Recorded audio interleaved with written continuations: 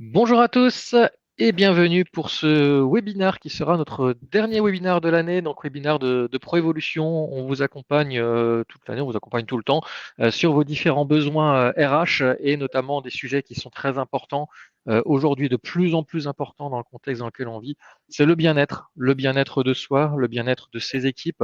Vous êtes manager hein, pour la quasi-totalité d'entre vous. Vous savez les difficultés que ça peut être de répondre à leurs besoins, mais aussi d'éviter qui soient malades, en arrêt maladie. Hein, on connaît les conséquences de tout ça, qu'elles soient financières, organisationnelles. Et donc aujourd'hui, on a prévu, en partenariat avec Posture au Boulot, qui vont se présenter tout à l'heure, hein, Julie et Simon, de vous parler justement de comment allier leadership et prévention, quels gestes et postures vous pouvez adopter pour ça. Avant de commencer et pour laisser le temps aux gens de rejoindre la salle, un petit rappel de l'usage de cet outil de webinar. Hein. Donc vous êtes actuellement sur un outil qui s'appelle Livestorm et qui vous permet d'échanger avec nous par différents moyens. Tout en bas à droite, vous avez le chat. Vous pouvez l'utiliser. Vraiment Virginie, hein, merci Virginie, fidèle à nos rendez-vous, qui nous dit bonjour. Et donc voilà, bonjour à tous. N'hésitez pas pour les échanges libres à parler ici. Bonjour Olivier, ça fait plaisir de te voir Olivier. Voilà, vous avez aussi l'onglet juste à gauche qui est l'onglet questions. Utilisez-le pour poser vos questions, on les prendra à la fin. Mais voilà, vous avez des questions spécifiques par rapport à ce que vont dire nos intervenants. N'hésitez pas à les poser ici pour qu'on puisse les reprendre tout de suite dès qu'on a fini on va dire la partie, je vais pas dire la partie théorique parce que vous verrez qu'il y aura pas mal de pratiques. Hein. Vous allez aussi bouger si vous le souhaitez dans ce webinaire. Voilà, et puis on fera aussi de petits sondages au fur et à mesure pour voir si vous êtes avec nous. Voilà pour la partie introduction. Donc n'hésitez pas à l'utiliser. Bonjour, bonjour à tous, bonjour Bernard, Valérie, Florence, bonjour à tous les connectés. Avant de commencer sur l'intervention justement de Posture au Boulot, hein, de nos kinésithérapeutes, on va peut-être déjà introduire, et c'est pour ça que Michel est là, vous connaissez Michel, même s'il va se représenter. On voulait faire Bonjour, le lien avec nos précédentes interventions. Donc vas-y Michel, je te laisse la parole. ça marche. Ben, écoutez, bonjour à tous. Michel Klingler, effectivement, chez ProEvolution, moi j'interviens beaucoup également sur la partie coaching individuel, coaching d'équipe, l'accompagnement des managers et on a déjà fait plusieurs, en tout cas deux webinaires sur l'année concernant le slow management et il nous paraissait intéressant effectivement finalement de lier ce webinaire d'aujourd'hui, merci Julie et Simon, à ce qu'on a déjà présenté dans le cadre de ces webinaires. Alors le slow management, qu'est-ce que c'est? C'est effectivement le constat qu'on a fait avec l'ensemble de l'équipe, parce qu'à chaque fois que j'interviens, bien évidemment, c'est toute notre équipe de consultants et de coachs derrière qui prend également la parole. Et on s'est regardé un peu dans nos pratiques, dans nos métiers, et on voit bien que dans les entreprises, ce qui prédomine quand même beaucoup, c'est l'accélération, l'accélération technologique, c'est l'accélération des changements sociaux, c'est l'accélération également effectivement du rythme de vie. Hein, tout ça, c'est très lié. En plus c'est un moteur qui s'auto-alimente et que dans cette accélération, il est important aussi dans ce fast management de penser aussi un petit peu slow management. Alors le slow management, qu'est-ce que c'est? C'est pas parce qu'il y a le mot slow devant que ça veut dire on va doucement, quoi. Surtout dans un monde qui est en perpétuelle accélération, ce serait quand même très antinomique, difficile à comprendre. Mais c'est de temps en temps, time to time, de temps en temps, savoir prendre le temps. Le slow management, c'est prendre le temps de passer du temps justement avec ses équipes. Et on va voir que aujourd'hui, sur les postures au boulot, c'est aussi prendre le temps de faire peut-être certains gestes qu'on n'a pas l'habitude de faire ou qu'on n'a pas le temps de faire en entreprise. Et à chaque fois qu'on est en coaching sur faire quelque chose de différent, si vous savez le nombre de fois où on entend cette réponse en disant ouais c'est bien Michel ton truc là mais moi j'ai pas le temps. Voilà, donc on a on a 24 heures dans une journée. Donc prendre le temps de quoi? Bah finalement dans le slow management, c'est prendre le temps déjà de. Alors je vais droit au but, straight to the point. Le slow management, c'est prendre le temps de porter son attention sur l'estime de soi de ses collaborateurs. Alors l'estime de soi, c'est quoi? Ça se construit avec effectivement une vision que peut avoir la personne de soi-même, comment elle se projette dans l'entreprise. L'estime de soi, ça se construit aussi beaucoup avec de la confiance en soi et puis surtout l'acceptation de soi, c'est-à-dire voilà, quels sont mes points forts, quels sont mes points d'effort. Donc très concrètement, un slow manager, c'est quelqu'un qui va porter son attention sur l'estime estime de soi de ses collaborateurs. Et quelqu'un qui en estime haute de soi-même, qui a une vision pour lui-même, qui a confiance en lui et qui accepte ses points forts et ses points d'effort, il fait beaucoup plus que quelqu'un qui effectivement a tendance à se considérer que dans une estime de soi plutôt basse. Et on sait que quand on est en estime de soi basse, on a aussi tendance à potentiellement rabaisser un petit peu tout l'environnement qui nous entoure. Alors pour effectivement faire un zoom sur l'acceptation de soi, ça veut dire aussi que le manager peut prendre le temps de faire également du feedback, c'est-à-dire les points forts et les points d'effort de la personne. Et le feedback, c'est quelque chose de fondamental. Et de plus en plus aujourd'hui dans les entreprises, on constate que la culture du feedback, elle disparaît. On prend plus le temps de faire du feedback. Alors des fois, on entend, moi, mon manager, il me dit souvent quand ça va pas, mais il me dit jamais quand ça va bien. Puis on a aussi entendu parfois certains managers nous dire, ouais, mais si je lui dis tout le temps que ça va bien, à la fin de l'année, il va me demander une augmentation. Donc cette culture du feedback, aujourd'hui, nous on fait beaucoup de formations. C'est un véritable art, le feedback. C'est quelque chose qui peut se faire de manière, on appelle ça le feedback minute, ou se poser pour faire un feedback plus, on va dire plus posé, plus profond à la personne, parce que on l'a préparé, parce que c'est important.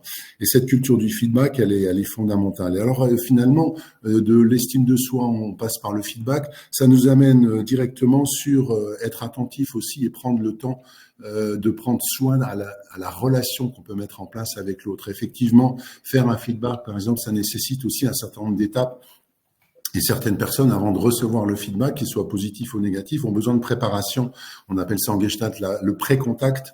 Ensuite, on pose notre feedback et on fait un post-contact. Donc, être attentif à la relation à l'autre et à comment l'autre perçoit cette relation et pas forcément dire les choses dans un couloir en passant. Au fait, j'ai un truc à te dire et puis on dit quelque chose qui peut être dévastateur à côté parce qu'on n'a pas pris le temps justement de poser les choses avec la personne. Alors, finalement, dire, ouais, est-ce que la personne a besoin de temps avant de recevoir le feedback, ça veut dire aussi bien connaître l'autre. C'est prendre le temps de bien connaître l'autre, prendre le temps de finalement connaître ses équipes. Et nous, on intervient également beaucoup auprès des équipes et des managers d'équipe sur est-ce que vous connaissez réellement les besoins de chacune des personnes de votre équipe. Tout le monde, il est différent. Et notamment par rapport à ce qui peut les faire fonctionner en mode efficace ou les faire fonctionner en mode sous stress.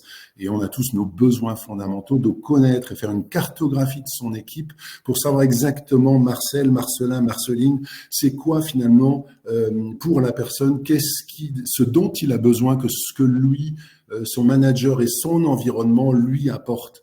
Et ça, c'est fondamental. Et effectivement, en partant de là, si on veut bien connaître l'autre, c'est aussi bien connaître finalement son équipe. Parce qu'une équipe, elle vit aussi avec, nous on dit souvent, c'est les 4 temps de l'équipe. C'est 1, c'est la préparation. 2, c'est la réalisation. 3, c'est le temps de respiration. Et 4, finalement, c'est le temps de célébration. Alors quand on dit ça aux équipes, et je peux vous dire qu'on le dit, on le redit maintes et maintes fois, et la répétition fixe la notion. Il y a encore des choses à répéter. Les équipes, elles nous disent, tu sais, chez nous, Michel, la préparation, pas vraiment, on est beaucoup dans réaliser, mais est-ce que dans ces temps de respiration, et moi je veux bien croire que les postures au boulot, ça peut être aussi à un moment donné des petits temps de respiration comme ça. On n'est pas obligé de partir au vert pendant une demi-journée, 5 minutes dans une journée avant, pendant ou après une zone de stress. C'est aussi un temps de respiration. Et puis on peut célébrer aussi une journée parce qu'on a réussi à se trouver ces temps de respiration. Voilà. Et bien évidemment, je vais terminer par le dernier point qui est prendre soin de soi. Alors là, c'est fondamental. C'est bien se connaître aussi. C'est savoir ce qui nous énergise, qu'est-ce qui nous amène de l'énergie, et c'est comment on gère son propre stress. C'est pas un petit peu notre message. Qu'est-ce que je fais justement dans ma pratique pour gérer le stress? On pose souvent la question aux personnes qu'on a dans nos formations sur la gestion du stress. C'est quoi vos approches et vos techniques pour gérer? Déjà, qu'est-ce que vous faites en termes de stratégie pour gérer votre propre stress? Et parfois, bien évidemment, j'imagine que certains exercices, certaines bonnes pratiques sur les postures au boulot, ça peut aussi aider à se reconnecter sur sa batterie physique et à libérer un petit peu ce stress qui très souvent est une charge mentale. Voilà, Julie et Simon, je vous ai un petit peu introduit le sujet.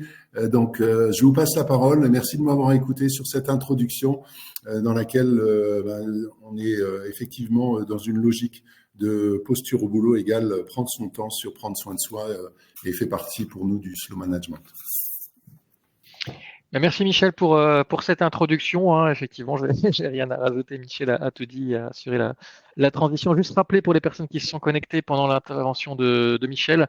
Donc vous pouvez échanger avec nous, hein, sur l'onglet chat en bas à droite, et si vous avez des questions qu'on va garder donc pour la fin, vous pouvez utiliser l'onglet questions. On les abordera voilà, tout de suite après cette intervention. Voilà, on a beaucoup dit posture au boulot, qui est pas un jeu, enfin, du moins, qui est un jeu de mots souhaité, on imagine, donc de Julie et Simon, et à qui je vais donc laisser la parole pour présenter ceux qui vont nous présenter. Merci. Merci beaucoup Michel pour cette introduction et Xavier Noël pour cette passation. Donc nous, on est là pour, exactement comme le titre l'annonce, renforcer le bien-être de l'équipe grâce à la posture. On va vous apprendre des mouvements, on va vous apprendre du concret, on va vous parler de chiffres, parce que c'est comme ça que ça se passe, comme support, pour lutter contre les TMS, donc c'est les troubles musculo-squelettiques et tout ce qui est troubles de la santé mentale. On a fait un programme spécifique pour les managers, donc pour ce webinaire. En premier temps, nous allons vous parler de notre entreprise, notre boîte, pourquoi l'idée nous est venue, d'accord ? Quel est l'objectif de tout ça vis-à-vis de vous ? Pour ensuite parler de la manière dont les TMS arrivent dans vos équipes, d'accord ? Donc les troubles musculo-squelettiques, sous quelle forme est-ce qu'ils viennent ? Parce que vous êtes trop assis, mal assis, ça on va voir par la suite. Mais aussi l'importance de l'impact de la posturologie et du mouvement, d'accord ? Donc qu'est-ce que bien bouger ? Sous quelle forme ? À quoi ça sert ? Tout simplement, d'accord ? Par la suite, en quatrième temps, on va vous parler de la prévention, que ça soit physique ou psychique, d'accord ? Parce que les deux sont liés, que ça soit la pression physique parce que vous êtes en poste sédentaire, d'accord ? Le fait d'être assis en moyenne plus de 6 heures par jour sur une chaise, même si elle est super bien ergonomique et tout, c'est quelque chose qui crée des tensions au niveau musculaire ou articulaire, mais aussi la surcharge mentale, ça va être le stress, l'angoisse, les troubles du sommeil. Donc, on va vous donner plusieurs petites clés pour pouvoir éviter ça au sein de vos équipes. Xavier Noël vous l'a déjà dit, il y a un chat qui vous permet de poser des questions, il y a un temps d'échange et une conclusion à la fin où les questions seront les bienvenues. C'est tout. Alors la présentation, donc nous on est 2 kinés et on s'est vraiment spécialisé dans la prévention en posturologie en entreprise. Donc en vrai on va auprès des salariés dans les entreprises, c'est quelque chose qui nous parle beaucoup. Et c'est en réalité grâce ou à cause de nos patients qui sont venus en soins sur nos tables de soins, qui nous disaient qu'ils venaient sur leur temps libre ou parce qu'ils étaient déjà en arrêt de travail, qui nous disaient en fait qu'ils avaient mal au dos, que ça avait toujours été comme ça dans leur boîte, qu'ils n'avaient pas été forcément guidés ou qu'ils ont toujours fait comme ça. Enfin, le nombre de personnes qui se baissent d'une manière qui n'est pas idéale et qui disent « Ouais, mais je suis beaucoup plus rapide, je suis beaucoup plus à l'aise comme ça », nous, on s'est dit, en fait, au lieu de continuer à les rééduquer dans notre cabinet sur leur temps libre, sachant qu'ils passent beaucoup plus de temps au travail, allons sur le lieu de travail, allons traiter le problème à la source, en fait. Donc, avec Simon, on s'est dit qu'on préconisait la prévention au lieu de la guérison. Donc ça, c'est la présentation, c'est comme ça que Posture au boulot est né. Nos objectifs, on a l'objectif principal de notre entreprise et de ce webinaire, c'est de réduire le nombre d'arrêts de travail au sein de vos équipes. D'accord ?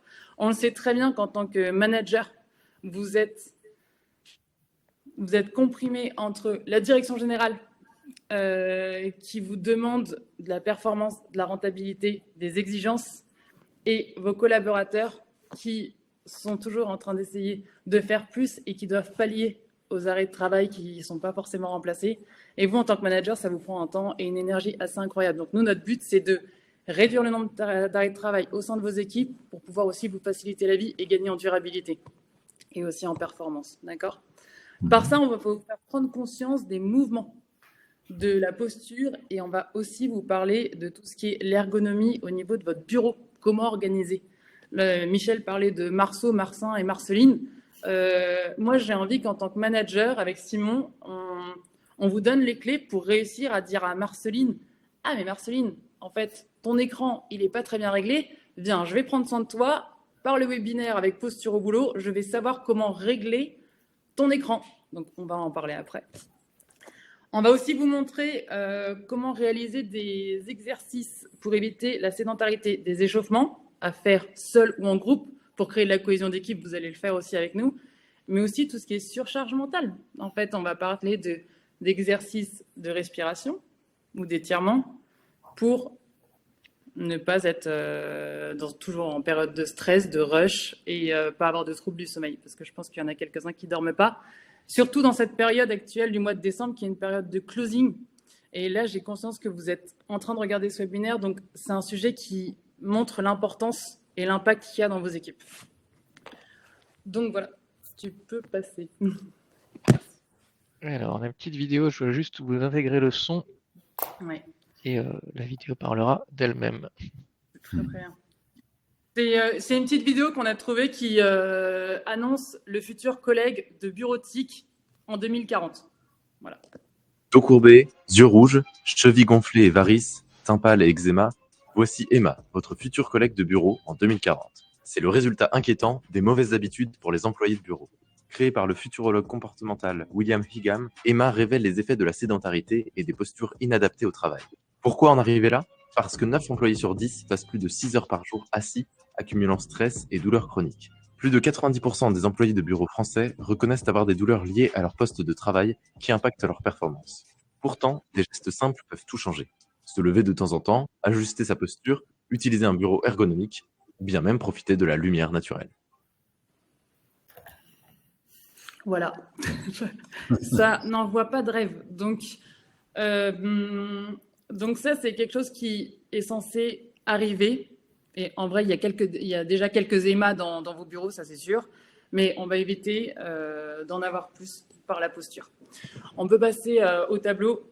Alors, sur ces deux images que j'ai tirées, que j'ai récupérées sur le site d'Amélie, de l'assurance maladie, je ne vais pas vous assommer de chiffres, hein, le but, ce n'est pas de tout lire, hein, mais on va en retenir deux. C'est que 87% des maladies professionnelles sont dues à des TMS, donc des troubles musculo-squelettiques. D'accord, donc 87, ce qui est énorme. Là-dessus, il y a 20% qui sont des accidents de travail dus au mal de dos. Donc 20% du dos, mais il n'y a pas les épaules, il n'y a pas les poignets, il n'y a pas les genoux. Donc c'est énorme. Donc ça, c'est quelque chose qui est hyper important. Donc en fait, non, notre but, c'est de réduire ces chiffres-là. Mais il y a je rajoute un troisième chiffre, c'est les 2 mois d'arrêt de moyenne pour un accident de travail de mal de dos. Je ne vais pas vous expliquer comment vous allez gérer en tant que manager l'absence pendant 2 mois de votre salarié qui manque, mais ça vous le savez mieux que moi. Mais nous, notre but, c'est de réduire cette durée, mais réduire surtout ces pourcentages, parce qu'on va vous montrer. Alors, l'importance de la posturologie dans votre quotidien de manager. Alors déjà, le mouvement, c'est quoi ? C'est quelque chose où, quand on parle de mouvement, alors oui, c'est de la musculation, ça c'est sûr. Enfin, lorsqu'on fait un mouvement, on dit souvent on se muscle pour garder en tonicité musculaire. Parce que lorsqu'on ne se muscle pas et qu'on est assis ou avachi dans sa chaise de bureau, ça c'est vous qui voyez, ça crée une hypotonie musculaire. Ça veut dire que vos muscles, ils sont tout mous. Ça perd en amplitude articulaire, ce qui crée de la raideur. D'accord ? La raideur, si on force dessus, ça casse. Si ça casse, c'est un arrêt maladie. Donc, déjà, musculation, mais la priorité du mouvement, c'est la vascularisation. La vascularisation, c'est quoi ? C'est le sang qui passe dans le corps. Vraiment, c'est quelque chose qui est hyper important. Donc, exemple tout simple que vous pouvez faire, vous. La vascularisation, là, vous pouvez même le faire en même temps, c'est vous tapez des talons sur le sol. Vous décollez les talons et vous les reposez assez fort. Pour taper, vous levez, vous retapez. Vous levez, vous retapez. Ça va activer la pompe, d'accord ? Ça veut dire que ça va renvoyer le sang beaucoup plus rapidement vers le cœur, ce qui va éviter tout ce qui est maladie cardiaque. Le fait d'avoir le sang qui monte plus rapidement vers le cœur, ça va faire gagner en élasticité au niveau de tout ce qui est veine-artère, ce qui évite l'hypertension. Donc ça, pareil, hyper sympa aussi. Aussi l'oxygénation, donc tout ce qui est au niveau du cerveau, donc pour tout ce qui est troubles, stress et troubles du sommeil. Mais aussi, alors il y a un sujet, nous les femmes, on porte plus facilement des bas de contention. parce que on peut mettre des jupes, c'est beaucoup plus facile. Mais les bas de contention, c'est quelque chose qui permet de drainer la lymphe, d'accord, le système lymphatique. Les hommes, vous en portez un peu moins, mais le fait de taper les talons au sol, de réactiver cette pompe par le mouvement ou par une posture, d'accord, par ces petits gestes, c'est quelque chose qui peut éviter cette fameuse jambes sans repos, cette impatience, vous savez, toujours ce côté des poteaux à la place des jambes quand vous vous levez. Donc, rien que ça, ce petit mouvement a l'air super, enfin, est très simple à faire, mais il y a des conséquences géniales. C'est que le mouvement permet de nettoyer vraiment le corps et de garder cette autonomie et pas de douleur. Ensuite, on va parler de l'impact de votre posture. Alors, c'est quoi? Bougez plus, d'accord? Je vais vous expliquer maintenant quelle est la véritable posture anatomique de repos qui est recommandée. Je vais vous expliquer, d'accord? Vous allez, il faut que vos pieds soient sous votre genou. Ça veut dire que l'angle de votre genou doit être à 90 degrés. Votre pied, il n'est pas devant le genou, il n'est pas derrière, il est sous le genou, d'accord? Donc 90 degrés. Les pieds sont censés regarder à 10h10. Pas en avant, pas en arrière, pas sur les côtés, vraiment 10h10, donc légèrement écarté. Ensuite, j'espère que vous me suivez.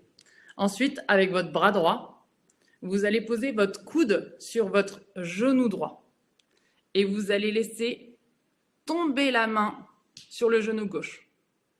Ça veut dire que vos genoux sont à une largeur d'un avant-bras. Ça, c'est la position de repos pour soulager au niveau de votre bassin et des tensions. Au niveau du dos, ce que vous pouvez faire, c'est vous tenir droit, bien évidemment. C'est comme si vous étiez un petit pantin. On vous tire les cheveux vers le haut et vous vous redressez. D'accord? Ça, c'est la position anatomique de repos idéale sur une chaise. Alors, le but, c'est que si vous me dites « Ok, maintenant je la tiens pendant 8 heures, 6 heures d'affilée de travail », non, vous aurez aussi mal au dos parce que le but, c'est de bouger. C'est le mouvement. Moi, je vous parle de la position idéale, mais le but, c'est de changer les positions et de les varier. Mais voilà. Donc, voilà. Donc, je ne sais pas si... est-ce que vous avez changé votre posture avec mes explications? Est-ce que vous étiez réellement bien installé anatomiquement comme les recommandations? Ensuite, moi, je vais vous parler on va vous trouver ensuite les clés. Le manager a de nombreuses responsabilités et porte son équipe. Donc, on peut passer à la slide suivante. On va parler de Marceline et Marcelin. Je vais vous donner toutes les clés que vous pouvez faire déjà pour vous sur votre poste de travail et pour vos collaborateurs. Alors, on va commencer par l'écran. D'accord? L'écran, la hauteur de l'écran doit être... Le cadre supérieur de l'écran doit être au niveau de vos yeux. D'accord? C'est pas plus haut, pas plus bas. S'il est trop bas, ça vous oblige à être en flexion des cervicales, à modifier l'axe de vos yeux, ce qui crée de la fatigue oculaire et des migraines. Donc vraiment, la hauteur, enfin le cadre en haut de votre écran doit être à la hauteur des yeux. En fonction des tailles, vous pouvez mettre des ramettes de 500 pages sous l'écran. D'accord? Ça, n'hésitez pas. Si vous êtes très grand, vous mettez 2 ramettes. Si vous êtes plus petit, ne mettez rien. Enfin, voilà. Il faut vraiment que cette hauteur d'écran doit être au niveau des yeux. Ensuite, l'écran doit être que lorsque vous tendez votre bras, le coude tendu, bras devant, vous ne devez pas toucher l'écran. C'est minimum la distance respectable de l'écran. D'accord? Donc ça, l'écran, c'est bon. Impeccable. Au niveau du bureau, je ne sais pas si vous travaillez en open space ou chez vous, ce genre de choses, mais il ne faut pas que votre bureau soit contre un mur. Ça vous évite de tendre les jambes. Ça vous empêche de tendre les jambes, ce qui perd en amplitude et en mouvement. Donc, essayez si jamais vous travaillez face à un mur, essayez de rapprocher un peu le bureau de chez vous, vers vous, pour pouvoir avoir cette amplitude. Au niveau de la chaise, alors il y a tout type de chaises, des chaises qui coûtent 200 € à 4500, il y a tout type. Chaise à roulettes idéalement, ça c'est sûr. Chaise réglable, d'accord? Donc comment est-ce qu'on règle une chaise? Question. c'est la hauteur de la chaise. Ça veut dire que les hanches, elles doivent être légèrement plus hautes que les genoux. Ça veut dire que si vous mettez une bille au niveau de votre cuisse, si vous la lâchez, elle doit rouler vers l'avant du genou à un angle entre 10 et 5 degrés. D'accord? Donc, c'est vraiment les fesses plus hautes que le genou. Le dossier. Une inclinaison entre l'angle entre le dossier et l'assise de chaise doit être entre 90 et 100 degrés, histoire de pouvoir un petit peu se poser en arrière tranquillement. D'accord? Sur le dessin, il n'y a pas des accoudoirs, je suis désolée. Les accoudoirs, lorsque vous posez les avant-bras, les épaules doivent être basses. Le but, c'est pas d'avoir des accoudoirs et de finir avec les épaules complètement hautes. C'est clairement contre-productif. D'accord? Le clavier. Le clavier, il doit être légèrement, pas près du rebord de votre bureau, légèrement un peu plus loin, dans le sens où comme ça, vous pouvez poser les avant-bras lorsque vous tapez sur votre clavier, sur les touches. D'accord?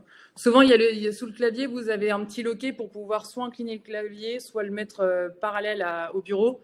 Ça, n'hésitez pas à varier aussi, ça permet de varier les tensions au niveau des articulations du poignet. D'accord? Et dernier point, la souris. Il y a différentes tailles de souris. Souvent, les gens ne le savent pas, mais il y a S, M, L. On n'a pas tous la même taille de main. Et la souris idéale, c'est la souris latérale. D'accord? Ce qui correspond à la position anatomique de repos. Toujours cette position anatomique qu'on aime bien, en tant que kiné en tout cas. Donc voilà. Donc j'espère que maintenant, Micheline, elle aura plus mal parce que l'ergonomie sera bonne. Très bien. Alors non, moi je fais pas que figuration. Je sais aussi parler. Donc moi c'est Simon, moi je m'occupe surtout de la partie, voilà, on va dire un peu pratique. Donc avec Julie qui a mis beaucoup de temps à travailler sur le sujet théorique, comment on peut aussi améliorer toutes les postures au niveau du travail, à rencontrer les entreprises. Moi je me suis occupé du côté un peu voilà, pratique et exercice. C'est vrai que comme l'a dit aussi tout à l'heure Michel, oui, tout prend certainement un peu de temps, mais on peut prendre 5 minutes dans la journée et ça, on peut les prendre au travail pour bouger. Il le faut, sinon on termine comme la poupée qui a été désignée tout à l'heure. Et ça, on n'en a pas envie. Mais aussi à savoir que notre formation en soi, ce webinaire, on doit montrer aussi aux gens qu'on n'est pas que là pour taper un peu sur les doigts des travailleurs, mais aussi de tous les patrons, parce qu'on veut que ce soit intégré, à la limite même au travail. On aimerait avoir un modèle un peu comme au Japon, dont on s'inspire souvent, où pendant le travail, le temps de travail 2 fois par jour, il y a voilà, inclus dans le temps de travail du sport qui est fait ensemble, une demi-heure, où on n'en est pas encore, mais on essaie de progresser au niveau de ça. Et nous, on s'est dit, pourquoi toujours venir en entreprise et parler de comment on doit s'asseoir, comment on doit être positionné, quels sont les effets techniques. On a poussé un petit peu plus cette formation pour parler de qu'est-ce qu'on peut faire réellement comme exercice simple, certainement un peu technique sur quelques mouvements, mais quand même assez simple pour réaliser un quotidien ou voir quelque chose pendant la semaine hebdomadaire assez simple. Donc on peut commencer la vidéo, je vais essayer de parler en même temps. Donc là on monte juste sur les doigts de pied. C'est assez simple, ça va activer les muscles des mollets, ce qui va activer ce que Julie a dit tout à l'heure aussi en tapant avec les talons, ce qu'on appelle une pompe musculaire qui va extrêmement aider à améliorer le flux sanguin, surtout le reflux sanguin. Donc la pompe musculaire localisée dans les mollets, ça c'est important. On le voit donc dans 2 plans, une fois de devant, une fois de côté. Sur le côté, donc on voit bien que le mouvement est vers le haut et on n'est pas basculé vers l'avant ou vers l'arrière. Donc il y a aussi une petite notion de ce qu'on appelle la proprioception, donc d'équilibre du corps.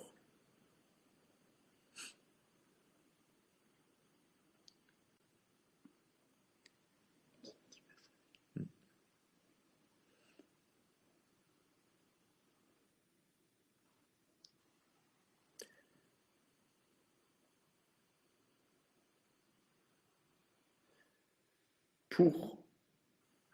Est-ce que j'accélère la vidéo? Je crois qu'elle tourne au ralenti. Elle tourne un petit peu au ralenti, effectivement. On a le temps. Moi, j'ai le Ouais, temps de bien on a le expliquer temps. les choses. Ce qui est N'hésitez mal. pas à vous mettre tous debout dans ces cas-là. N'hésitez pas à le faire aussi, Voilà. il faut le sentir. Moi, je reste un peu statique parce il faut que je l'explique, mais c'est important de le faire et de le ressentir surtout. Alors, attendez, je vais juste relancer parce que je crois que la vidéo a bugué. Les aléas du direct. Pendant ce temps, Simon, n'hésite pas à continuer Pas de souci. les Donc en explications. fait, ce qu'on disait tout à l'heure aussi au niveau des talons, c'est donc aussi la même chose au niveau du mollet. C'est la première pompe musculaire la plus active du corps humain. Donc qui fait, on entend souvent que ce soit des varices, que ce soit des insuffisances veineuses superficielles, ça on l'entend très souvent. Et voilà, et pas beaucoup de gens savent qu'en fait, juste en activant les mollets, donc une contraction des mollets, le reflux sanguin est vachement amélioré. Le reflux sanguin, c'est pas que par les veines. Julie l'a un peu dit tout à l'heure, c'est aussi par le système lymphatique. Donc il y a 100% de sang qui descend du cœur par les artères qui terminent dans les artérioles, en remontant par les vénoles, mais aussi par le système lymphatique. Et donc, c'est quand même jusqu'à 15% dans le système lymphatique. Et du coup, quand il y a un système veineux qui flanche, on peut bien s'imaginer que cette rétention d'eau, 15%, c'est quand même énorme. Est-ce qu'on est bon sur la vidéo, du coup? Ouais, j'ai dû la relancer du coup, mais voilà, faut qu'on refasse. Alors, ça fait un peu plus d'exercice du coup pour les gens. Ce sera un exercice un peu plus long que prévu. Pas de souci. Du coup, en fait, en deuxième, on a un squat. Donc, vu qu'on est dans les aléas du direct, on va faire ça très simplement. J'espère qu'on m'entend, mais je vais le montrer en même temps. Parce que là, on est d'accord que la vidéo, elle tourne. Non. Ouais. La vidéo, d'ailleurs, elle n'est pas lancée, je pense. Mais je pense qu'elle plante au bout d'un moment. Si, elle. Elle n'a pas bougé. Sinon, on va faire du direct. Hein. Ouais, c'est bon. Bon, écoutez, on va. Pas de problème, je vais le faire en direct, ça arrive. Eh ben, c'est pas grave, je vais vous le montrer, je l'ai en tête. Je règle le truc et puis...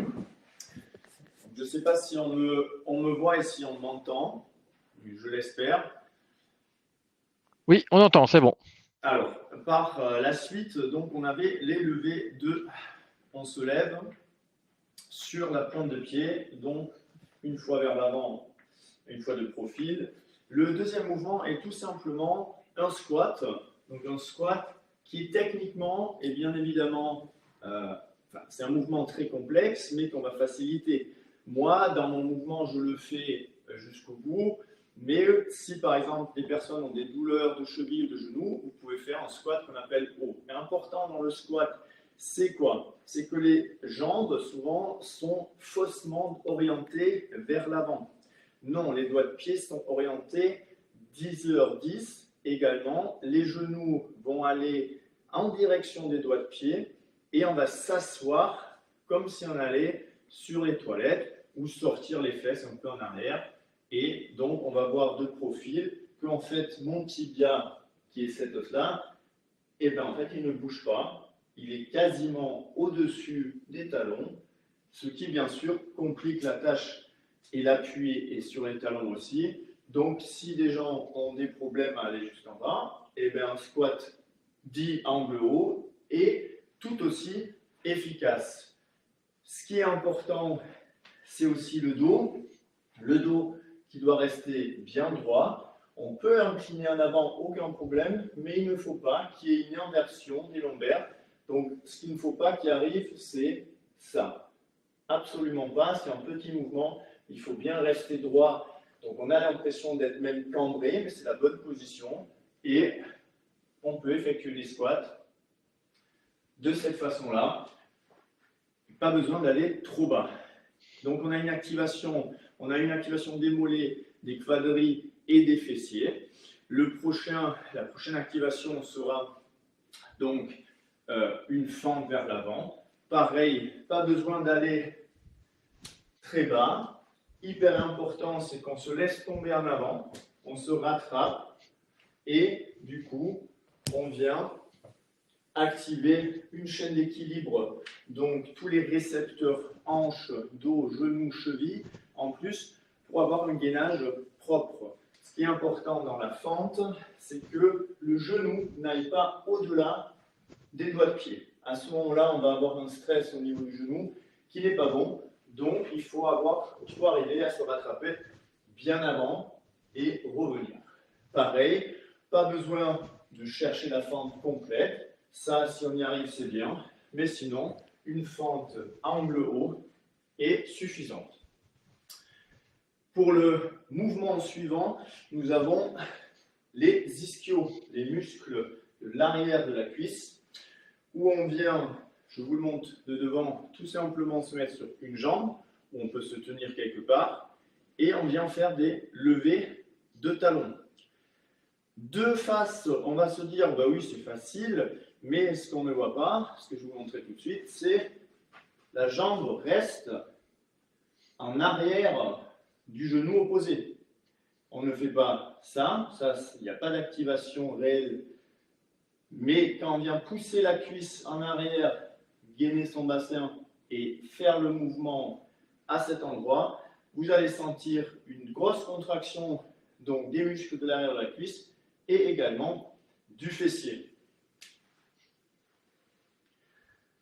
Donc je vais laisser le temps à chacun de ressentir un petit peu ce qui se passe derrière, ce qui va souvent d'ailleurs amener à des courbatures demain.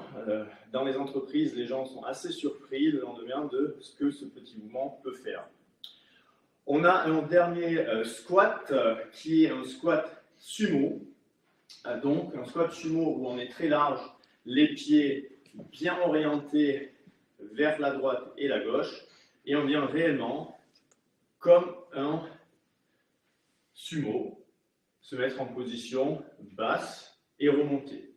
On a rajouté cette notion parce que c'était pour nous important que les gens comprennent que quand vous marchez, quand vous montez des escaliers, quand vous vous asseyez ou que vous vous relevez, il y a un muscle qui est dominant, c'est le muscle fessier. Si ce muscle, lui, n'est pas assez fort, on aura un problème d'équilibre musculaire du bas du corps et du bassin, ce qui va nous donner des douleurs en fait du dos suite à des compensations. Par la suite, on va du coup vers le haut. On vient sur la colonne en termes de mobilité. On vient tout simplement travailler la rotation à droite et à gauche pour mobiliser la colonne vertébrale.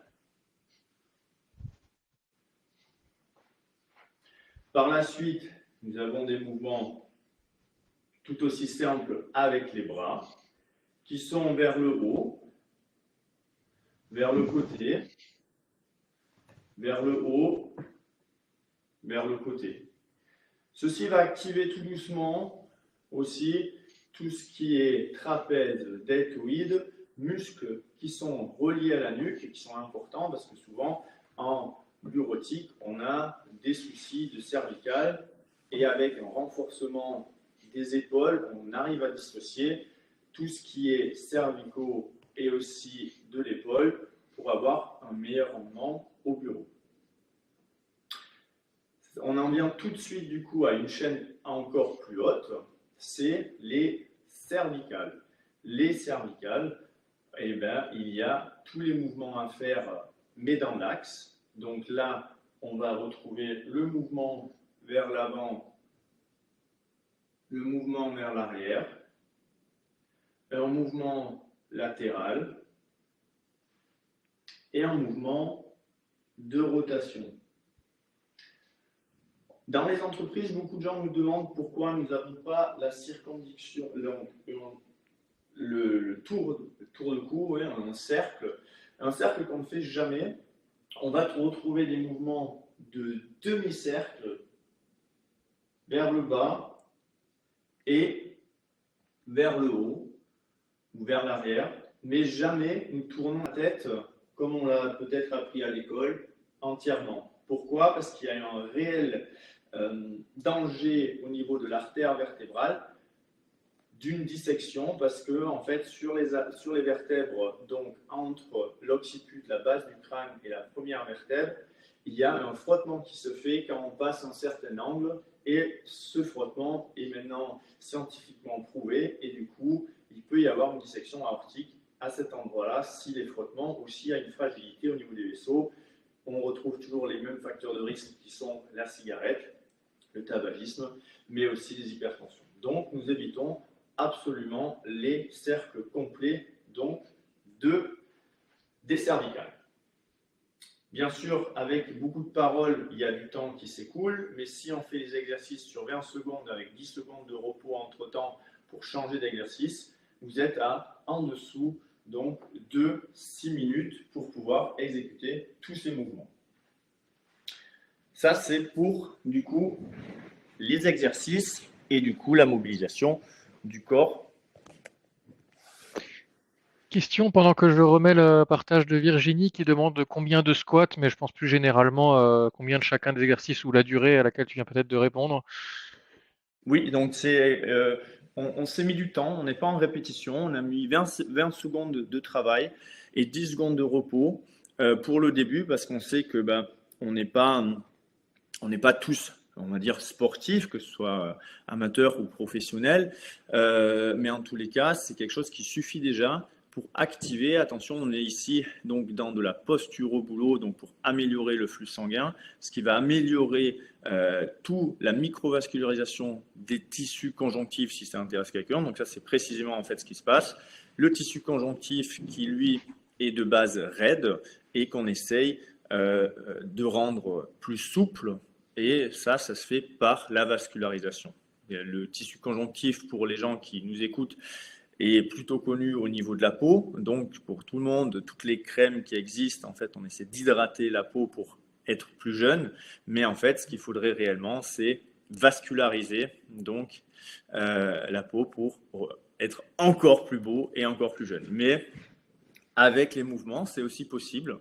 Et c'est pour ça que d'ailleurs le sport santé existe et qui est réellement un effet de bien-être pour tout le corps, tous les organes du corps.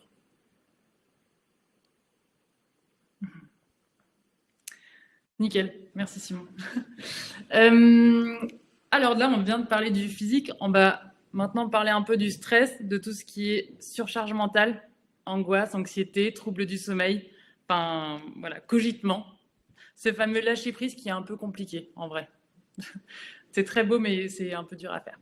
Donc, moi, je vais vous expliquer plusieurs techniques que vous pouvez réaliser toujours au travail lors de micro-pauses. Souvent, on a entre peut-être 2 appels, on peut le faire, ou lorsqu'on s'octroie une pause. C'est quelque chose qui est... Enfin, moi, je vous invite à le faire.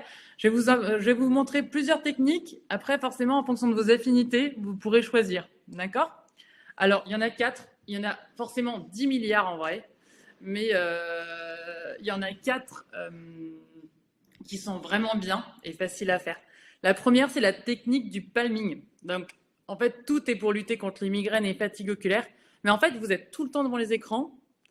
Donc, avec cette lumière bleue, enfin, avec tout ça, c'est quelque chose qui vous permet de diminuer cette fatigue. Vous prenez les paumes de vos mains, donc vraiment, c'est tout simple, et vous les mettez, moi je vais le faire aussi, vous le mettez sur vos yeux, vous posez délicatement, pas besoin de mettre une grande pression, d'accord ? Et vous allez faire tout simplement des petits cercles, dans un sens ou dans l'autre, c'est complètement égal, il n'y a pas de débat par rapport à ça. Et pendant 20 secondes, vous allez faire ces petits cercles, c'est recommandé toutes les 2 heures, et ça évite toute fatigue oculaire. D'accord ? Donc ça, c'est la première technique, toute simple, hyper facile. Il y en a une autre que je n'ai pas notée, c'est lorsque vous êtes tout le temps devant les écrans, pareil, pendant 20 secondes, vous allez fixer un objet et vous allez cligner à peu près 10 fois les yeux en fixant un objet. Bien évidemment, pas sur écran, hein. Vous allez fixer la machine à café ou vous allez fixer quelque chose et ça vous permet juste de déconnecter un petit peu, juste de couper par rapport à votre écran, sachant que vous êtes beaucoup dessus. Tout ce qui est relaxation par inspiration profonde abdominale, c'est aussi un peu tout ce qui est cohérence cardiaque, c'est un peu à la mode actuellement. Il y a plein d'applications sur vos smartphones gratuites qui sont vraiment très bien. Je vous invite à les télécharger. Alors, c'est pareil, tout simple. Vous posez vos 2 mains sur votre ventre. Alors, où est le ventre? En vrai, c'est le nombril, d'accord? On n'a pas tous la même notion du ventre. C'est vous posez vos mains sur le nombril et lorsque vous allez inspirer profondément par le nez, pendant 3 secondes à peu près, vous allez avoir le ventre qui sort, d'accord? Vraiment qui rentre dans les mains, qui pousse les mains vers devant. Et lorsque vous allez souffler par la bouche, comme si vous soufflez sur une bougie, pendant à peu près 70% du temps, donc 7 secondes, vous allez avoir le ventre qui s'échappe des mains, donc vraiment qui se décolle des mains, qui rentre à l'intérieur pour avoir un peu une taille de guêpe. Donc moi, je vous invite à le faire, on va le faire ensemble, juste 2 fois, hein. Le but, c'est pas de partir en relaxation, on est dans le mouvement. Donc, vous posez les mains sur le ventre, les deux. Épaules basses, on se met à la cool. Hein. Si vous voulez vous adosser contre le dossier, il n'y a aucun problème. Vraiment, faut être dans une bonne position qui vous correspond. Les jambes tendues aussi, on s'en fiche. D'accord? Vous posez les mains sur le ventre, vous allez inspirer. Le ventre rentre dans les mains, sort dans les mains vers l'avant. Et vous allez souffler par la bouche. Et le ventre rentre vers le dos. D'accord? On le refait encore une fois. Vous inspirez par le nez, on inspire, le ventre sort. Et vous expirez par la bouche, le ventre rentre. Ça, vous pouvez le faire autant de fois que vous voulez. D'accord? 3e point. Il me semble que c'est la marche consciente. Trop cool. Moi, je sais que ça me parle beaucoup. C'est parce que c'est hyper facile à faire. Lorsque vous vous levez pour aller chercher un dossier, pour aller à la machine à café, aller manger, enfin voilà, tout mouvement, au lieu de penser à votre dossier que vous êtes en train de faire ou à quelque chose qui vous tracasse, que vous devez faire, je vous invite à prendre conscience, c'est la prise de conscience corporelle, ça s'appelle, du déroulé de votre pied. Comment est-ce que je marche? On passe par le talon. Est-ce qu'ensuite c'est sur la tranche latérale du pied? Par exemple, pour les sportifs, pour les coureurs, est-ce que vous êtes plutôt pronateur, supinateur? Enfin, comment se déroule votre pied en fait? Après, ça arrive jusqu'au gros orteil. Est-ce que mon amplitude de hanche est la même à droite ou à gauche? Vraiment, essayez d'analyser. Pas forcément avoir des réponses, on s'en fiche, mais c'est le fait de vous recentrer sur soi, ce que disait Michel aussi en introduction, hein, reprendre du temps pour soi, comment s'analyser sans se juger. Et c'est quelque chose qui permet aussi de couper par rapport au boulot de ce qui vous tracasse. Dernier point, la détente progressive de Jacobson. C'est une technique que j'aime bien, dans le sens où c'est du contracté-relâché. On va prendre par exemple les mâchoires. Vous allez contracter votre mâchoire, serrer votre mâchoire pendant 5 secondes. Donc là, vous serrez. Moi, je ne vais pas le faire parce que sinon, je ne peux pas parler. Vous serrez pendant 5 secondes. Vous pouvez sourire aussi, ça m'est égal. Et ensuite, vous allez relâcher, décoller les dents, relâcher la mâchoire pendant 5 secondes. On peut faire la même chose au niveau des épaules. On contracte les épaules, sans mouvement, c'est vraiment la contraction isométrique. Donc on contracte à fond, et on relâche.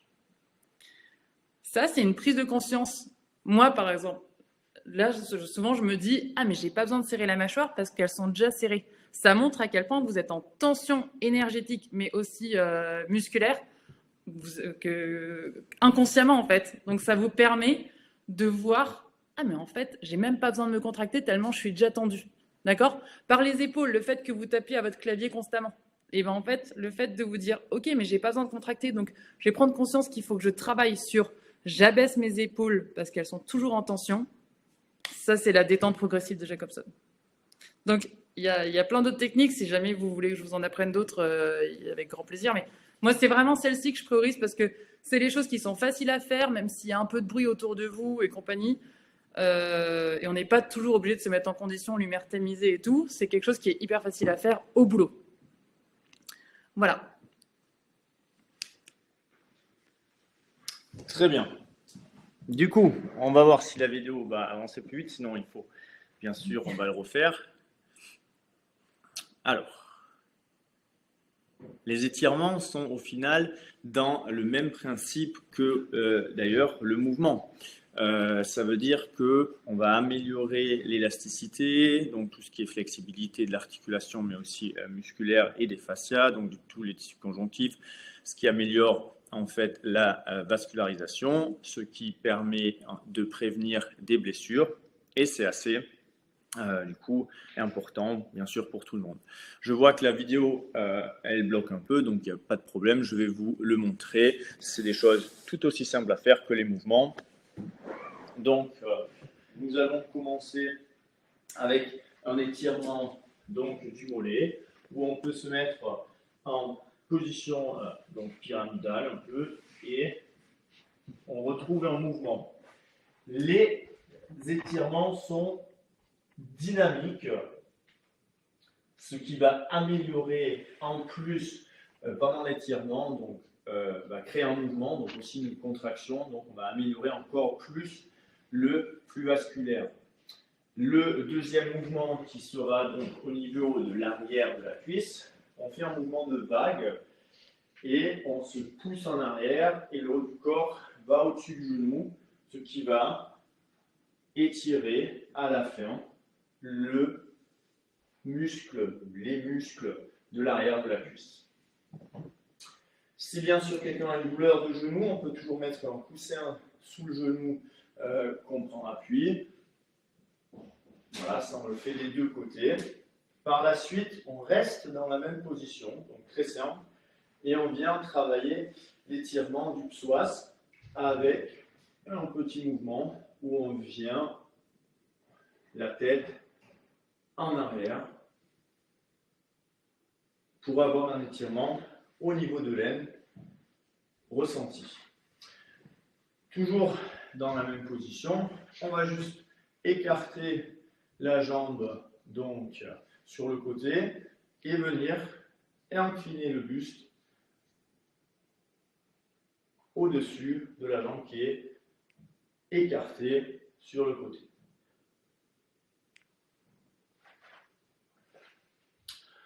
Par la suite, on peut se remettre debout. On vient étirer ce qui nous manque au niveau du membre inférieur, le quadri, qu'on connaît tous. On peut se tenir donc à un mur et venir étirer le quadri. Il y a aussi un petit mouvement donc actif à faire, c'est que je vais appuyer avec le bout de mon pied dans ma main et quand je relâche, je vais essayer de tirer le talon plus vers les fesses.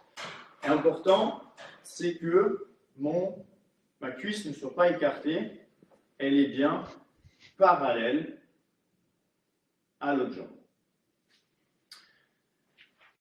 Après, au bureau, on s'est dit comment étirer un muscle qui est très important et qui, lui, est dans les majeures parties des cas la cause des douleurs lombaires, c'est tout ce qui est dans la région fessier. Se mettre par terre, essayer de se tourner et de prendre le genou, et c'est un petit peu compliqué, surtout que c'est un étirement qui est compliqué à réaliser parce qu'il y a beaucoup de choses qui doivent être très bonnes, très bien exécutées au niveau du dos. En fait, il vous suffit un mur où vous allez juste mettre une jambe au-dessus de l'autre, comme si vous êtes assise, et vous allez descendre, donc en position d'une chaise, et appuyer le genou vers le bas, et vous allez voir, vous allez sentir un étirement tout autour de la hanche, avec un appui contre le mur. Donc si je vous le fais de profil, cela ressemble à ça, et je peux donc appuyer avec ma main sur le genou pour le baisser, et ça vous fait un bel étirement tout au niveau de la postériorité de la hanche. Par la suite, on a les étirements de tout ce qui est de la chaîne supérieure, où on a bien sûr, quand on a des problèmes de canal carpien, au niveau de l'avant-bras, un étirement où on vient amener le bras vers l'avant, comme ceci, là, et je viens tirer sur les doigts pour avoir un étirement supplémentaire. Je pousse de nouveau avec la main vers le haut et je rentre dans l'étirement. Au niveau de l'étirement donc du membre supérieur, on peut après travailler le triceps qui se fait avec la main en arrière et du coup avec un appui supplémentaire au niveau de l'autre main. Un mouvement qui peut paraître compliqué sur les problèmes d'épaule, qu'on peut du coup aussi faire un peu plus simple en allant avec le bras horizontalement sur l'autre épaule et un petit peu plié, donc le coude en arrière. Pour l'ouverture pectorale, on a tout simplement les mains qui viennent en arrière, donc on s'enlace au niveau des doigts et on sort la poitrine.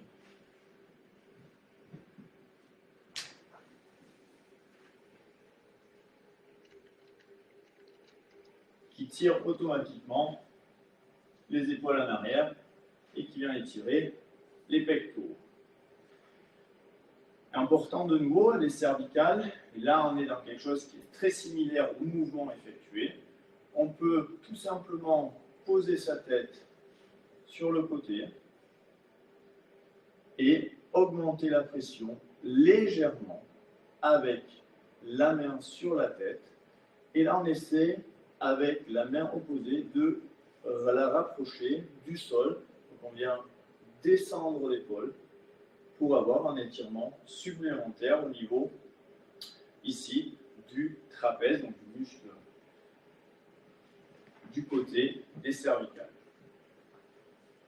Au niveau donc des cervicales, il y en a un qui est encore très important, c'est un muscle élévateur de l'omoplate qui lui est souvent cause de douleurs cervicalgie et aussi de problèmes au niveau des torticolis. C'est du coup un mouvement qui est aussi assez simple. On vient quand on est assis.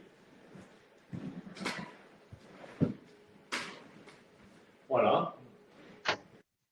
Donc il est très bien à exécuter au bureau. On vient tout simplement regarder le genou donc opposé. Donc par exemple là, je viens étirer le muscle de l'élévateur de l'omoplate gauche. Je regarde mon genou droit. J'essaie de mettre le menton sur mon thorax. Je viens remettre mon appui supplémentaire de ma main au niveau de la tête pour l'abaisser encore plus. Et donc là, on sent déjà un étirement. Et si on veut aller encore plus précisément dans cet étirement donc, de ce muscle, on vient tout simplement mettre la main en arrière de la colonne vertébrale. Donc de derrière, on regarde le genou, on accentue la tension et on vient toucher, essayer de toucher la colonne vertébrale avec la main opposée. Voilà, ça c'est les étirements des muscles qui vont vous aider à avoir également un flux vasculaire optimisé, mais aussi également de libérer les articulations, car ce qui est important à savoir, c'est que les amplitudes articulaires doivent être respectées. Une articulation ne peut pas être renfermée, sinon c'est comme avec tout, elle manque d'oxygène. On appelle ça asphyxier une articulation. Et du coup, elle se libère et nous donne beaucoup plus de liberté, de mieux travailler, de mieux bouger et d'avoir tout simplement un bien-être au niveau de son corps.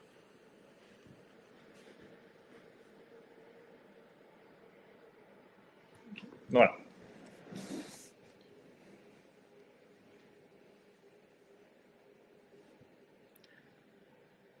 Nickel. Donc, impeccable. Moi, donc, on peut conclure, d'accord? Après, il y aura le temps d'échange. Mais je vous ai préparé différentes fiches que vous pouvez afficher sur la machine à café. J'aime bien la machine à café en vrai. Mais ou dans vos bureaux ou chez vous, d'accord? C'est des exercices que vous pouvez faire au travail, d'accord? Donc, tout est détaillé. Il y a le titre, la photo, le mouvement à faire et le descriptif du mouvement. D'accord? Donc ça, c'est des choses que je vous invite à faire. Donc maintenant, en tant que manager, vous avez différentes clés en main pour pouvoir lutter contre les TMS et la surcharge mentale de vos employés pour diminuer le nombre d'arrêts au sein de vos équipes. Donc maintenant, on peut peut-être passer au temps d'échange si vous voulez. Alors, avec grand plaisir pour le temps d'échange, je sais qu'il y avait un chat qui était mis à disposition et que je pense que Xavier Noël a récupéré plein de questions. Enfin, en tout cas, j'espère. Tout à fait. Alors, il y a... Oui, pour l'instant, il y a 2 questions et une remarque. Vas-y, vas-y. Je veux juste finir sur, si jamais souvent on n'ose pas se lancer dans les questions, voilà, nous, je vous ai mis mon mail. Donc, si jamais il y a une question qui vient 3 jours après en disant « Ah, mais en fait, je sais plus où j'ai besoin d'eux », n'hésitez pas à contacter Xavier Noël ou nous directement. Enfin, voilà, il n'y a pas de souci. Voilà. Déjà, un grand merci Julie et Simon pour ces exercices pratiques. On a essayé dessus. J'espère que vous aussi, j'ai posé la question dans le chat pour savoir si vous avez joué le jeu. Donc, je répondais sincèrement.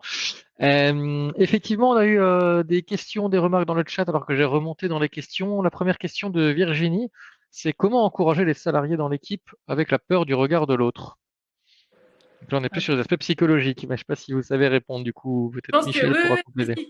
Si, en fait, on est déjà intervenu, Simon et moi, dans plein d'entreprises, que ce soit du surgelé, de la restauration, de la bureautique. Vraiment, on a eu tout âge et tout type de personnes. Et en fait, dans ces cas-là, je pense qu'il faut vraiment l'amener par le rire et par ce côté facile. En fait, choisissez des mouvements faciles. Ce qu'on vous a montré, c'est relativement accessible. Donc, arrivez en expliquant que vous aussi, vous avez envie, parce que c'est pour... déjà, ça peut être aussi pour le fun, d'accord? Mais c'est à faire ensemble pour la cohésion d'équipe et que vous avez besoin d'aide. N'hésitez pas à dire, à annoncer un peu que vous êtes en difficulté en disant si quelqu'un peut aussi m'aider à montrer un exercice, à les faire participer. Donc, c'est vraiment quelque chose... le regard des autres, oui, mais je pense que c'est par la cohésion et le fait que ce regard soit moins craintif permettra aussi plus de dialogue. Enfin, si votre collaborateur il dit mais j'ose pas bouger devant mon manager parce qu'en fait j'ai peur qu'il me juge, il va déjà avoir aussi des difficultés à vous parler s'il a un problème de dos, tout simplement, ou même dans son organisation de travail. Alors que le fait de dire oh Marceline, j'aime bien ce talent. Marceline, tu veux m'aider? J'ai besoin de ton aide. Ou est-ce que toi, tu connais un exo? Voilà, donc ce côté, les faire participer. Oui, puis je vais rebondir là-dessus sur la réponse. Voilà, j'ai remis mon micro. Effectivement, c'est un peu aussi comme ça me fait penser tout ce qu'on évoque là, une activité un peu brise-glace qu'on fait dans nos formations, ça s'appelle l'exercice des 5 changements. On met les personnes face à face, on leur demande de changer 5 choses un petit peu sur elles, sur leur physique, sur leur façon d'être habillé, etc. Et on leur demande de faire ça 3 fois. Et il est évident qu'au bout de 5 changements, les gens disent c'est pas possible, ça va pas être jouable, etc. Et au final, l'exercice devient très ludique, comme tu viens de l'évoquer, Julie. Ça devient ludique et faire participer les gens aussi à sortir un petit peu justement de leur zone de confort. Et parfois dans ces exercices-là, les gens découvrent d'autres personnes qui font l'exercice alors qu'elles pensaient qu'elle ferait jamais l'exercice, elle les voit avec la cravate qui est mise autour de la tête, etc. Donc c'est un très très bon exercice aussi pour sortir un petit peu de sa zone de confort, parfois, et tous ensemble et de manière ludique. Ça devient un rituel, et les rituels, ça fait partie aussi des temps de respiration de l'équipe. Voilà, je ferme ma parenthèse. Très bien. Merci. Donc alors la deuxième, c'était plus une remarque qu'une question. Bernard nous disait, vous n'avez pas abordé dans la partie posture le fait de travailler debout. J'ai acheté un bureau assis debout et ça m'a changé la vie. Quelle est votre opinion du coup? Trop bien, oui, il y en a chez Ikea, en plus en vrai, même Ikea s'y met, donc c'est trop cool. Et alors, je sais pas si Jean-Marc, je sais plus comment il s'appelle, il y a même le Height Level, c'est un tapis de marche avec bureau debout intégré. Parce qu'en fait, on se rend compte qu'on est beaucoup plus efficace en marchant et en faisant un exercice physique. Donc ça, mais c'est un tapis qui coûte 6 000 euros. Mais effectivement, en fait, c'est de varier la posture. Dans l'ensemble, les entreprises n'ont pas encore les bureaux debout. Donc nous, notre but, c'était pas de dire changez votre mobilier. Nous, on fait avec les moyens du bord. Mais évidemment, le but, c'est si vous avez un bureau qui se monte, c'est génial. Les architectes ont beaucoup ça. Mais le fait de pouvoir le monter, le descendre, c'est quelque chose c'est vraiment le changement de posture qui est très bien. Mais tapis de marche en plus, c'est top. Et tous les combien de temps le changement quand on a ces bureaux? Toutes les 2 heures. Toutes les 2 heures, mais après, ça c'est pareil, c'est la belle théorie et la pratique. Enfin, si à un moment vous avez un petit créneau et vous pensez à votre posture, vous n'allez pas vous dire ah non, Julie, elle a dit 2 heures, donc je reste assis. Non, bougez en fait. Enfin, vraiment, quand vous avez un petit créneau, bougez. Ouais, c'est vraiment le fil conducteur en fait de tout ce qu'on essaie d'apprendre. Donc c'est d'un côté mobiliser les gens, donc bouger, et c'est pareil au travail. Alors souvent, bien sûr, l'occasion ne se présente pas, mais on connaît qu'il y a maintenant aussi beaucoup de patrons qui font ce qu'on appelle du flex work, donc en fait où les gens changent tous les 2 heures ou toutes les heures de lieu de travail, où une fois ils sont assis, une fois ils sont debout, une fois ils sont sur un ballon, une fois ils sont sur des chaises spécifiquement, donc où on est un peu à genoux dessus, ce qui déjà est un très bon pas vers ce qu'on essaie de vous amener en fait, de cette mobilité et d'être très flexible, mais surtout aussi ce qu'on essaie de vous apporter, c'est de dire écoutez-vous. Quand vous avez besoin de bouger, quand vous avez besoin de changer de position, c'est votre corps qui vous dirige, c'est votre corps qui va vous dire quand est-ce que si c'est le bon moment de changer de position ou éventuellement de changer aussi de lieu de travail, que ce soit debout, assis ou allongé. Super. La dernière question, si vous avez des questions, vous pouvez toujours les ajouter dans l'onglet questions. Là, j'ai Samuel qui a une question plus pratique qui dit « J'ai des commerciaux beaucoup sur la route. Quel type d'exercice puis-je leur proposer de faire ?» Du coup, je vais répondre parce qu'on l'a déjà, je l'ai déjà eu sur les livreurs surtout. Donc, c'est une bonne question, mais aussi très simple. C'est aussi par rapport à ce que Michel a dit tout à l'heure, c'est prendre son temps. Alors, je sais qu'il y a une énorme pression chez les livreurs, il faut toujours que ça aille hyper vite, tout va vite. Après, il y a un avantage, c'est qu'à un moment donné, ils sont obligés de descendre de leur voiture pour bouger, et porter. Donc là, il faut que bien sûr les choix soient bons, mais on leur conseille de faire réellement une pause. Donc, dans une matinée de livraison, une pause de 15 minutes pour faire autre chose. Pourquoi pas le faire aussi dehors avec des mouvements. Et là, c'est pareil. Alors, on a des réponses toujours. Ouais, mais je vais peut-être avoir l'air d'un idiot. Alors ça, mais ça, c'est quelque chose où je pense que Michel aussi peut aider énormément. C'est pas grave. Le regard de l'extérieur, en fait, on s'en fout. On est là pour soi. On est là pour s'aider. On est là pour s'aimer. Et pour ça, il faut vraiment travailler sur soi-même. Et ce que le reste en pense, ce n'est pas grave.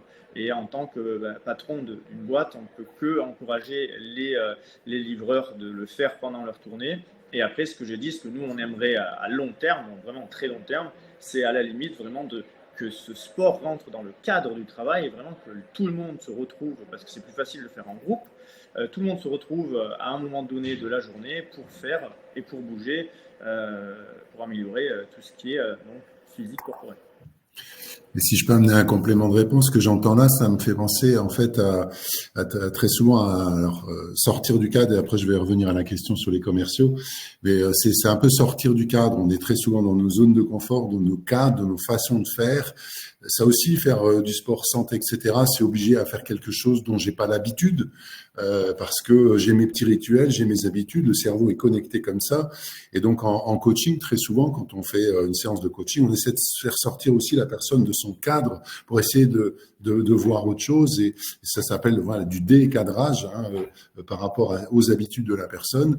Et encore une fois, c'est ça. On n'est pas à l'abri d'avoir de très très bonnes surprises, si je peux le dire comme ça, par rapport à ce qu'on peut penser des autres, etc. Donc, c'est une vraie belle façon de sortir un peu de son cadre et de mettre en place des rituels intéressants. S'agissant des commerciaux, moi, j'ai presque envie de dire aussi, Julie, tu en as parlé très rapidement tout à l'heure, de la cohérence cardiaque. Nous, c'est une technique qu'on utilise énormément dans toutes nos formations. formation à la gestion du stress. Alors, on fait un petit peu du 4 en 1, on fait de la cohérence cardiaque. Alors, c'est bien évidemment des techniques de respiration. On y ajoute même un petit peu de sophrologie. Donc, c'est des techniques qui, quand elles sont pratiquées, c'est un peu comme la course à pied. Au début, c'est difficile parce que je reprends. Mais à un moment donné, on commence à pouvoir pratiquer et on peut s'habituer à ça. Et ces moments de respiration ventrale, c'est des moments qui peuvent être très facilement faits, notamment, pourquoi pas, je m'arrête sur un arrêt d'autoroute, etc. Et dans ma voiture, moi, je peux m'accorder 5-10 minutes pour faire cette séance de respiration ventrale et qui est très bénéfique pour la gestion du stress. Et les commerciaux, en règle générale, sur la route, avec déjà la route, c'est stressant, le client, le rendez-vous peut être stressant, etc. Et je pense que dans la gestion du stress de nos commerciaux, leur proposer de pratiquer ce genre d'approche, qui, une fois bien maîtrisée, peut être faite, bien évidemment, à l'arrêt dans la voiture, mais sur un parking. Ça encore une fois 5-10 minutes de la vie d'un commercial sur le bord de la route qui peut prendre du temps pour lui pour gérer son stress. Et c'est la cohérence cardiaque, c'est quelque chose qu'on peut faire avant ou après un rendez-vous. Avant un rendez-vous que je sais qu'il va être un petit peu touchy pour me calmer, parce que souvenons-nous que la respiration ventrale, ça amène le calme physiologique. C'est-à-dire, si on demande au commercial, est-ce que tu es calme avant le rendez-vous, il va dire oui, mais son corps, si tu prends un petit peu tous les indicateurs, va dire non, tu n'es pas au calme physiologique. La cohérence cardiaque, ça ramène au calme physiologique. Et ça, c'est fondamental pour effectivement permettre une bonne gestion du stress. Et un autre tips, c'est l'inclinaison du dossier du siège. De voiture. S'amuser à se décoller du siège et à pas toujours être dans la même position, quoi. Quitte à l'incliner un peu en arrière pour pouvoir se décoller sans modifier la distance du volant, où on apprend à être à l'aise là-dessus. Mais c'est vraiment ce côté inclinaison du siège, voilà, décoller du siège. Super. Voilà, ça donne des réponses très concrètes à des cas particuliers. J'imagine des cas particuliers, vous en avez peut-être vous les uns les autres, même si je n'ai pas posé la question dans le chat pour vous. Donc vous pouvez contacter justement Julie et Simon. Vous avez effectivement l'adresse mail qui s'affiche à l'écran. Vous pouvez aussi passer par nous, on travaille ensemble. Voilà, on arrive à même un peu dépassé. Donc voilà, s'il n'y a plus de questions, on va arrêter là. Donc moi, je tenais avant tout à remercier Julie et Simon de la démarche, du partage, des exercices qu'on a pu faire ensemble aujourd'hui.